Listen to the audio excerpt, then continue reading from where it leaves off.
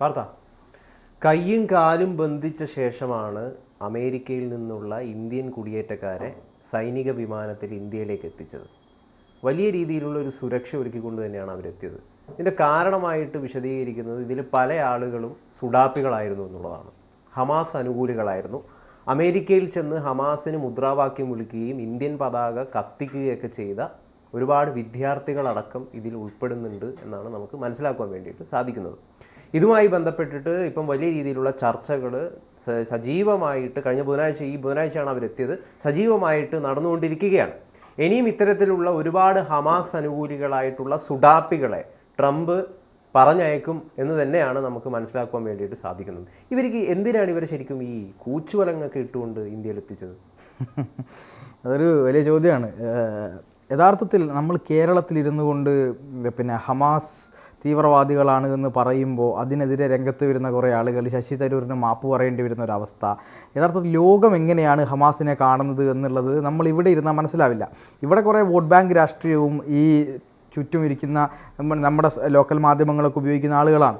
ഇതിനെക്കാട്ടൊക്കെ അപ്പുറത്തേക്ക് അമേരിക്ക പോലുള്ളൊരു രാജ്യം ഹമാസിന് അനുകൂലമായി മുദ്രാവാക്യം വിളിക്കുന്ന ആളുകളെ തനി ക്രിമിനൽസ് ആയിട്ടാണ് കാണുന്നത്, തനി തീവ്രവാദികളായിട്ടാണ് കാണുന്നത്. പക്ഷേ ഒരു അന്താരാഷ്ട്ര ബന്ധത്തിൻ്റെ പുറത്ത് ഈ അനധികൃതമായി കുടിയേറിയ ആളുകൾ എന്നുള്ള കാര്യം വെച്ചുകൊണ്ട് രണ്ട് തരത്തിലുള്ള ആളുകളെയാണ് ഇപ്പോൾ അവിടെ നിന്ന് തിരിച്ചയച്ചിട്ടുള്ളത്. ഒന്ന്, ഈ പറയുന്നത് പോലെ അമേരിക്കയിലേക്ക് ഡയറക്റ്റ് പ്രവേശിക്കാൻ കഴിയാത്ത ആളുകൾ. അപ്പം ഞാനോ ഗൗതമോ ഇപ്പോൾ അമേരിക്കയ്ക്ക് പോകണമെങ്കിൽ നമ്മൾ ആദ്യം അമേരിക്കയുടെ വിസയ്ക്ക് വലിയ പ്രയാസമാണ്. അതെ, ടൂറിസ്റ്റ് വിസയ്ക്ക് അപേക്ഷിക്കണം, അല്ലെങ്കിൽ പെർമനൻറ്റ് വിസയ്ക്ക് അപേക്ഷിക്കണം. അങ്ങനെ അപേക്ഷ കിട്ടുമ്പോൾ നമ്മൾ മറ്റൊരു രാജ്യത്തും ഇല്ലാത്ത ചെക്കിംഗ് ആണ് അവിടെ നിന്നുണ്ടാവുക. നമ്മുടെ ആഭ്യന്തര മന്ത്രാലയത്തിൻ്റെ 3 ഘട്ട പെർമിഷൻ ക്ലിയറൻസ് അവർക്ക് ആവശ്യമാണ്, അവരുടെ ക്ലിയറൻസ് ആവശ്യമാണ്. ഏതെങ്കിലും ഒരു തരത്തിലൊരു മൈനസ് മാർക്ക് നമുക്കുണ്ടെങ്കിൽ നമുക്കത് കിട്ടില്ല എന്നുള്ളത് തന്നെയാണ് യഥാർത്ഥ കാര്യം. അപ്പോൾ അതുകൊണ്ട് തന്നെ ഈ മെക്സിക്കോയിലും അതുപോലെ തന്നെ ലാറ്റിൻ അമേരിക്കൻ രാജ്യങ്ങളിലേക്കും ഒക്കെ ചെന്നുകൊണ്ട് അവിടെ നിന്ന് അനധികൃതമായി ഏതെങ്കിലുമൊക്കെ മേഖലകളിലൂടെ അതിക്രമിച്ച്, ഇപ്പം മെക്സിക്കോയുടെ അതിർത്തിയിൽ വൻ മതിൽ ട്രംപ് കെട്ടിയ കാര്യങ്ങളൊക്കെ പുറത്തു വന്നിട്ടുണ്ടായിരുന്നു. അപ്പം ആ ട്രംപ് അങ്ങനെ മതിൽ കെട്ടാനുള്ള കാരണം എന്നാൽ ഉൾവനങ്ങളിലൂടെ പല ആളുകളെയും കടത്തിക്കൊണ്ടുപോകുന്നൊരു കാര്യമുണ്ട്. ഇപ്പം ദുൽഖർ സൽമാൻ്റെ ഒരു സിനിമയുണ്ടായിരുന്നു, CAA എന്ന് പറഞ്ഞിട്ടുള്ളത്. ആ സിനിമയിൽ കാണിച്ചതിൻ്റെയൊക്കെ 100 ഇരട്ടി കഷ്ടപ്പാടുണ്ട് അവിടത്തേക്ക് എത്താൻ. അപ്പോൾ ആ തരത്തിൽ പോകുന്ന ആളുകളുണ്ട് യഥാർത്ഥത്തിൽ അമേരിക്കയിൽ. കാരണം ഈ ഒരു മേഖല എന്ന് പറയുന്നത് അതീവ ഉഷ്ണ മേഖലയാണ്. അതെ അതെ, ഭയങ്കരമായിട്ട്. അതായത് ഈ ബോർഡർ ക്രോസ് ചെയ്യുന്ന സമയങ്ങളിൽ പല ആളുകളും ഡീഹൈഡ്രേഷൻ മൂലം വെള്ളം കിട്ടാതെ മരിക്കുന്നുണ്ട്. നിരവധി കുഞ്ഞുങ്ങളടക്കം മരിക്കുന്ന ഒരുപാട് സംഭവങ്ങൾ റിപ്പോർട്ട് ചെയ്തു. മാത്രമല്ല ഈ കൊള്ളക്കാരും അതുപോലെ തന്നെ ഈ പിടിച്ചുപറിക്കാരൊക്കെയുള്ള ആളുകളുടെ ആക്രമണങ്ങൾ മൂലം കൊല്ലപ്പെടുന്ന ആളുകളും ഉണ്ട്.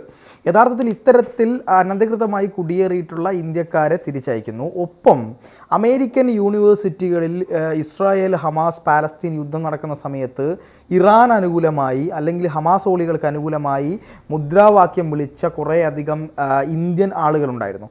ഇപ്പം ഈ JNU പ്രൊഡക്റ്റ് എന്നൊക്കെ പറയുമ്പോൾ JNUവിലൊക്കെ ഒരു പുരോഗമന രാഷ്ട്രീയത്തിൻ്റെ പേരിൽ പല ആളുകളും, അതായത് ഇന്ത്യക്ക് പുറത്തു നിന്നുള്ള ആളുകൾ JNUവിലേക്ക് എത്തുകയും JNUവിൽ നിന്ന് ഇന്ത്യാവിരുദ്ധ മുദ്രാവാക്യം വിളിക്കുകയും ചെയ്ത സംഭവങ്ങൾ ഉണ്ടായിട്ടുണ്ട്. അങ്ങനെ ഇന്ത്യാവിരുദ്ധ മുദ്രാവാക്യം വിളിച്ച ആളുകളെ ഇന്ത്യ ട്രീറ്റ് ചെയ്തത് ഈ പറയുന്ന ആളുകളെല്ലാം അറസ്റ്റ് ചെയ്ത് ജയിലിൽ അടച്ചുകൊണ്ടാണ്.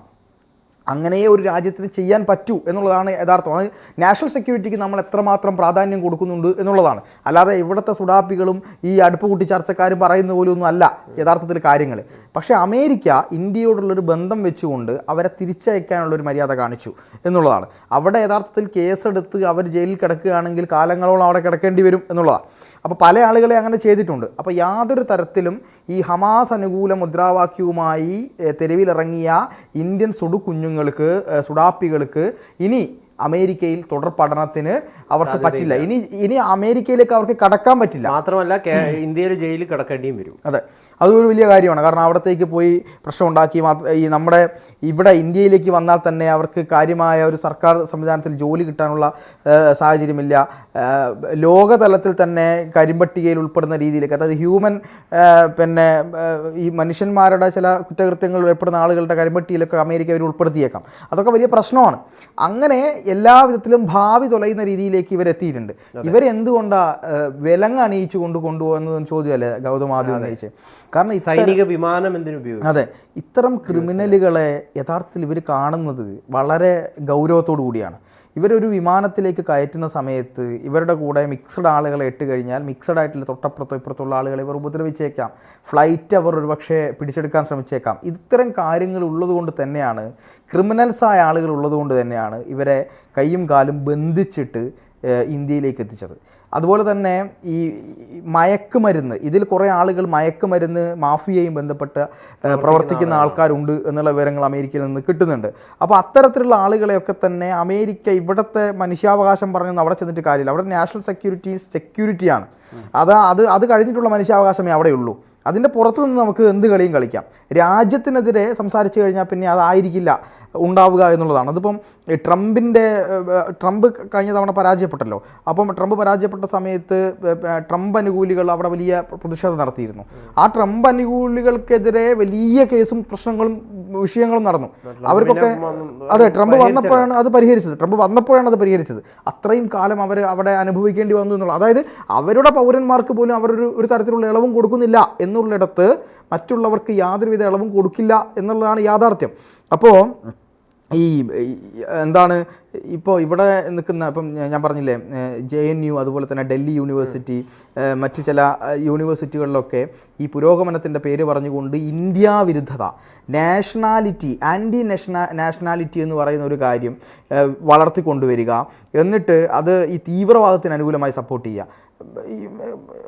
പാലസ്തീനുമായി ബന്ധപ്പെട്ട് യഥാർത്ഥത്തിൽ എന്താ സംഭവിക്കുന്നത്? പാലസ്തീൻ എന്ന് പറയുന്ന ഒരു സ്ഥലം, ഇപ്പം പണ്ട് മുതലേ ചരിത്രമെടുത്ത് പരിശോധിച്ചാൽ പാലസ്തീൻ എന്ന് പറയുന്ന ഒരു വാക്ക് നമുക്ക് ഈ പറയുന്ന ഇവരുടേതായ റിലീജിയസ് ഗ്രന്ഥങ്ങളുണ്ടല്ലോ, ആ റിലീജിയസ് ഗ്രന്ഥങ്ങളിൽ പാലസ്തീൻ എന്ന് നമുക്ക് കാണാൻ കഴിയില്ല.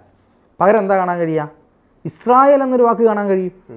അപ്പോൾ ഇസ്രായേലാണോ പാലസ്തീനാണോ ആദ്യം ഉണ്ടായത് എന്നുള്ള തർക്കം നടക്കുന്നുണ്ട്. ഇപ്പോൾ ഈ ഹമാസോളികളൊക്കെ പറയുന്നത്, സുടുക്കുഞ്ഞുങ്ങളൊക്കെ പറയുന്നത് ഈ പറയുന്ന പാലസ്തീൻ പിടിച്ചെടുത്തു എന്നുള്ളതല്ലേ. എങ്ങനെയാണ് പാലസ്തീൻ പിടിച്ചെടുക്കപ്പെടുക എന്ന ചോദ്യമുണ്ട്. കാരണം പാലസ്തീൻ അല്ല ആദ്യം ഉണ്ടായത്, ഇസ്രായേലാണ് ഉണ്ടായത്. ഇസ്രായേലിനെ പറ്റി എല്ലാ സ്ഥലത്തും പറയുന്നുമുണ്ട്. അങ്ങനെയുള്ളൊരു ഇസ്രായേലിൽ നിന്ന് ജൂതന്മാർക്കെതിരായ ആക്രമണം ഉണ്ടാവുകയും അവിടെ നിന്ന് ഒരു പ്രത്യേക വിഭാഗം വേർപെടുത്തിയെടുത്ത സ്ഥലമാണ് ഈ പാലസ്തീൻ എന്ന് പറയുന്നത്. അതും പോട്ടെ, ആ വിഷയങ്ങൾ അവിടെയുണ്ട്. പാലസ്തീനും ഈ പറയുന്ന ഇസ്രായേലും തമ്മിൽ വലിയ ശത്രുത നിലനിന്നിരുന്നു. അതിനിടയിലല്ലേ അത് പരിഹരിക്കാൻ ലോകരാജ്യങ്ങളൊക്കെ ശ്രമിച്ചുകൊണ്ടിരിക്കുന്ന സമയത്തല്ലേ ഹമാസ് എന്ന് പറയുന്ന ഒരു തീവ്രവാദ പ്രസ്ഥാനം അവിടെ ഉടലെടുക്കുന്നത്. എന്നിട്ട് ഈ പാലസ്തീൻ്റെ ഭരണകൂടത്തെ തോക്കിൻ മുനയിൽ നിർത്തി അവരെ പാവകളാക്കി അവരെന്ത് ചെയ്തു? ആ പാലസ്തീനകത്ത് വേറൊരു പ്രദേശം അവരുണ്ടാക്കി. മറ്റൊരു രാഷ്ട്രമാവാൻ ഇവർക്ക് താല്പര്യവുമില്ല. അതാണ് ഏറ്റവും വലിയൊരു പ്രശ്നം. ഗസ എന്ന് പറയുന്ന പ്രദേശം അവർ ഹമാസോളികൾ പിടിച്ചടക്കിയിട്ട് പാലസ്തീൻ്റെ ഭരണാധികാരികൾക്ക് അവിടെ ഒന്നും ചെയ്യാൻ കഴിഞ്ഞില്ലല്ലോ.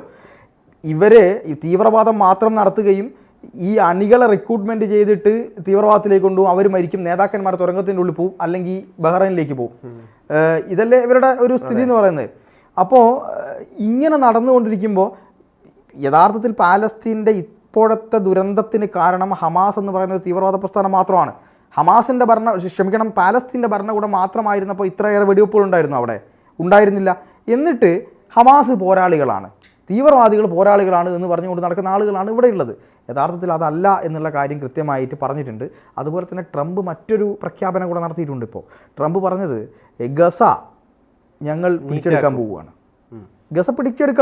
ഗസ ഞങ്ങൾ പിടിച്ചെടുക്കും, എന്നിട്ട് അവിടെ ഈ ടൂറിസ്റ്റ് കേന്ദ്രമാക്കാൻ പോവുകയാണ്, വിനോദസഞ്ചാര കേന്ദ്രമാക്കും. എല്ലാ ആളുകൾക്കും വന്ന് ഗസ കണ്ട് ആനന്ദിച്ച് പോവാം. ഇവർ ഒളിച്ചിരുന്ന ബങ്കറുകളൊക്കെ നിങ്ങൾക്ക് കാണാം. ആ രീതിയിലേക്ക് ഗസയെ കൊണ്ടുവന്ന് എത്തിച്ചില്ലേ ഇവർ. ഇവിടുത്തെ സുഡാപ്പികളൊക്കെ ഹമാസ് ശക്തമാകും എന്ന് പറഞ്ഞ് കരഞ്ഞ ആളുകളൊക്കെ എവിടെയെന്നുള്ളതാണ് ചോദ്യം. ലോകത്ത് തീവ്രവാദം ഉൽപ്പാദിപ്പിക്കുന്ന ആളുകൾക്കെല്ലാം ഉള്ള ശക്തമായ തിരിച്ചടി തന്നെയാണ്. ആയത്തുള്ള അലി ഖമനേയി എവിടെയായിരിക്കുമോ എന്തോ. ഖമനേയി ഏതെങ്കിലും ബങ്കറിൻ്റെ ഉള്ളിൽ ഒളിച്ചിരിക്കുകയോ അല്ലെങ്കിൽ ഒരു മെഴുകുതിരിയൊക്കെ കത്തിച്ച് വെച്ചൊരു ഫോട്ടോ ഈ അടുത്ത് ഖമനേയുടെയോ അല്ലെങ്കിൽ സിൻവാറിൻ്റെയോ എന്ന് എനിക്ക് ഓർമ്മയില്ല, ഒരു ഫോട്ടോ പുറത്തു വന്നിരുന്നു. അപ്പോൾ ഏതെങ്കിലും ബങ്കറുകൾക്കുള്ളിൽ ഒളിച്ചിരിക്കുക എന്നുള്ളതല്ലാതെ വേറൊരു കാര്യം ഉണ്ടാവുമെന്ന് എനിക്ക് തോന്നുന്നില്ല. ചെതർച്ച് കളിയും അമേരിക്ക. എന്തായാലും ഇന്ത്യയിലെ തമിഴ്നാട്ടിലെയും ആന്ധ്രാപ്രദേശിലെയും ഉൾപ്പെടെയുള്ള കേരളത്തിലെയും സുടുക്കുഞ്ഞുങ്ങൾക്ക് എന്തായാലും നല്ല പണിയാണ് കിട്ടിയിരിക്കുന്നത്. ട്രംപ് ഒരു ലോക വ്യാപാര യുദ്ധം ആരംഭിച്ചിട്ടുണ്ട്. എല്ലാ വിഷയങ്ങളിലും ട്രംപ് നമുക്ക് അനുകൂലമായി നിൽക്കുമെന്നൊന്നും ഞാൻ പറയുന്നില്ല. പക്ഷേ ചില വിഷയങ്ങളിൽ ഇന്ത്യക്കൊരു കരുതൽ ട്രംപ് എപ്പോഴും കാണിക്കാറുണ്ട്. ഇനി എന്താണ് സംഭവിക്കുക എന്നത് കണ്ടറിയണം. എന്തായാലും സുഡാപ്പികൾക്കും തീവ്രവാദികൾക്കും അത്ര നല്ല കാലമല്ല.